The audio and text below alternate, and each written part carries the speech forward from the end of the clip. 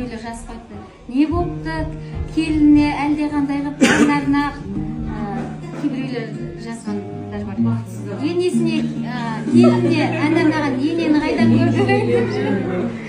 Қалай арнамайсың, қанша жыл күткен жалғыз кезіңді.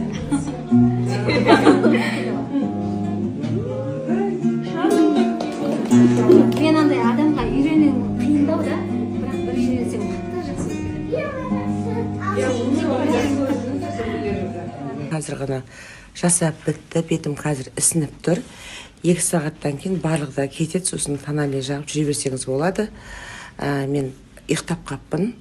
Өйткені денемді расслабить етіп, солай еркін жаттым да, егер де мен денем тырысып жатқан кезде мүмкін бетім жаңағы кішкене ауыратын беді, жоқ, түк те ауырған жоқ. Рахаттанып ұйықтап тұрдым. Рахаттанып демалдым деші? Ұйықтап, түк білмей ұйықтап тұрдым, ол бетім жасап болғанша. Баян, рахмет.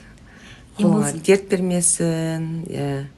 Керемет, күшті болды. Енді қазір ісіп тұр, біраз уақыттан кейін бетім тартылып, суперский болады.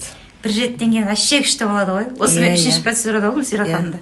Әше тартылып жақсы болады, адамға негізі обновление береді. Яна, қан деген қан шығарып тұрған жақсы ғой кеше. Мне на рабочей кухне орудует. В Таиланде. Мясо. Ой, как вкусно пахнет. Ой, жанаркинский сыр. Сыр. И посмотрите, что у нас здесь. Жайма цесна. Жанаркинский. Это так вкусно. Мадок кельда, мадок. Здесь она мадок, а для страны она ведущая, официально ведущая новостей телеканала КТК. Самая знаменитая, №1 телеведущая, моя подруженька, сегодня с нами на кухне. Блин, как это вкусно. Нет ничего вкуснее Беша, девочки. Нет ничего вкуснее. Вот наш шеф. Можно я воспользуюсь этим? Учится готовить бешбармак. У нас здесь кулинарное шоу с шефом. Наш лучший тайский шеф готовит для нас в коллаборации с Галией Ахатовной.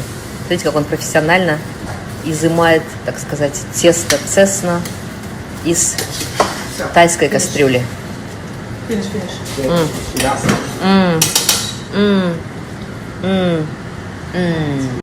Мадина Балгабаева, это вам не новости читать, бешбармак готовить? Да. Куда ты ушла? Можно, пожалуйста?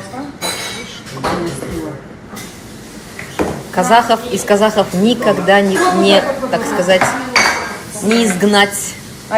Потому что моя единственная просьба для моих подруг была: привезите, пожалуйста, мясо на бешбармак и жайма цесна. Да, Галюнь? Да. Финальные кадры приготовления, окончательного приготовления бешбармака. Кстати, я обожаю, когда лук не варится. Это гораздо вкус более насыщенный. Ну что ты, я же все записываю уже, как шеф несет бешбармак. Вау, пошли, шеф, пойдем.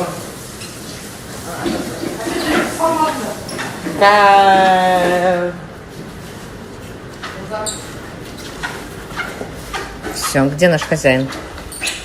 Где наш главный человек, который должен первым взять вот это волшебное блюдо? Кешарық достар, қалайсыздар? Сәрсенбі сәтті өтті деген ниеттемін. Менің сәрсенбім қалай өтті десеңіздер, күні бойы дәрігердің қабылдауында болдым, анализ тапсыру деген сынды мәселелермен жүрдім. Соңғы кездері өзімді жайсыз сезініп жүрдім де қабылдауға жазылдым. Үй, жұмыс, бала шаға, оған қоса ремонт деген мәселемен жүргендіктен өзіме көңіл бөлуді қойдым. Бірақ ақпан айы келді. Ол не деген сөз? Яғни жақын арада көктем.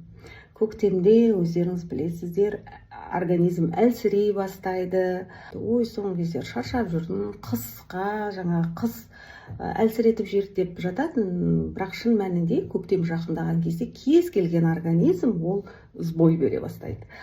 Егер қызық десеңіздер, келесі туристерде дәрігердің қабылдауында не айтты, не жайлы сөйлестік, соны айтамын, өтіңіздер, иә? Дәрігерлердің айтуынша, әйел адам кем дегенде жылына 1 рет қаралып тұру керек. Жалпы адамзаттың барлығына қатысты дүние деп білемін бұны. әсіресе мен секілді 30+ қыздарға қатысты мұқият болыңыздар қыздар, иә.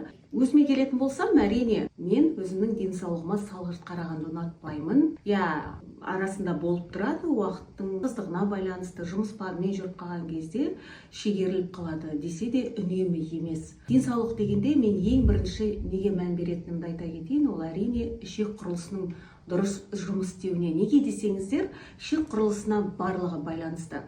Қазіргі таңда енді стресс деп жатамыз, дұрыс тамақтанбау. Соның салдарынан ішек құрылысының микрофлорасының бұзылуына әкеледі. Содан кейін ол іштің кебуі, асқазанның ауруы, жалпы асқазанға қатысты бүкіл аурулардың барлығы пайда бола бастайды. Мені де осындай мәселелер мазалады. Яғни асқазаным дұрыс, тамақты қорытпай, жайсыздық сезіне бастадым да, содан дәрігерге бардым. Бүгін дәрігерім маған жақсы өнімдерді ұсынды, сол ақпаратпен өздеріңізбен де бөлісейін деп шештім. Мынандай лактофлорен өнімдері, бұл италиялық өнім.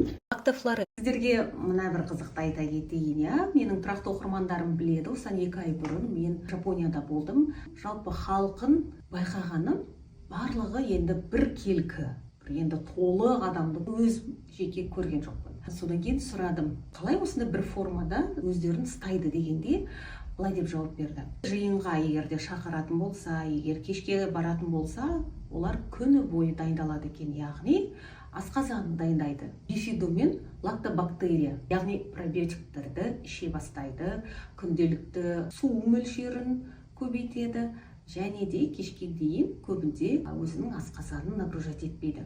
Спокойно тамақтана береді екен. Ал бізде қалай? Біз тойға баратын кезде бірден көйлегімізді дайындаймыз, прическамызды, макияжымызды, туфли деген сияқты. Ал асқазанға келген кезінде біз ұмытып кетеміз де, тойға барып бірден ет жейміз, қамыр жейміз. Байқұс асқазан бүкіл шоковый состояние болады да, ол қорталмай қалады. Сөйтіп неше түрлі аурудың жолдары пайда бола бастайды. Сондықтан да менің айтпағым, егер назар аударатын болсам, көбінде ішек құрылысы. Жүріп тұратын моторымыз ғой. Жалпы көп айта